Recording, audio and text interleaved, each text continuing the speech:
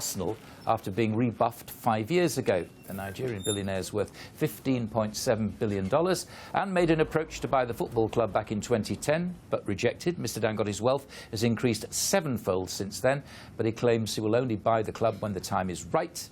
Dangote's made his wealth through various businesses, including sugar, flour and cement, of course. Rise News business producer Jagdip Cheema joins me now.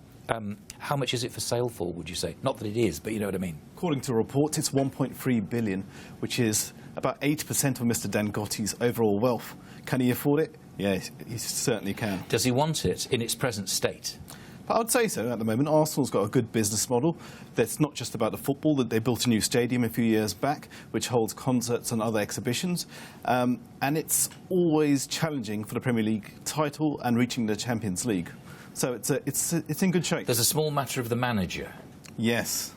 He's not too keen on Mr. Wenger. And the reason behind that is that Mr. Dangote himself is a fan. And the fans are upset that Arsenal have not won the Premier League title in the past 10 years. There's a big, I mean, it sounds sort of naive, but there's a huge African connection, isn't there, historically, between Arsenal and the African continent? Yes, there is. Arsenal were the first team to have 5 African players in the starting lineup out of any Premier League team. And you can see the appeal for African fans. And in terms of supporters in the ground, they have the most amount of black supporters out of any of the Premier League. And you get the idea that Mr. Dangote would encourage that pipeline from Africa should he take over the club? Well, he's mentioned that he's keen to kind of invest in Nigerian football as a whole, and we've seen links in the past between wealthy businessmen abroad bringing in people from their own country or region. Jagdip, thanks so much indeed. And now, business-wise, you're up to date.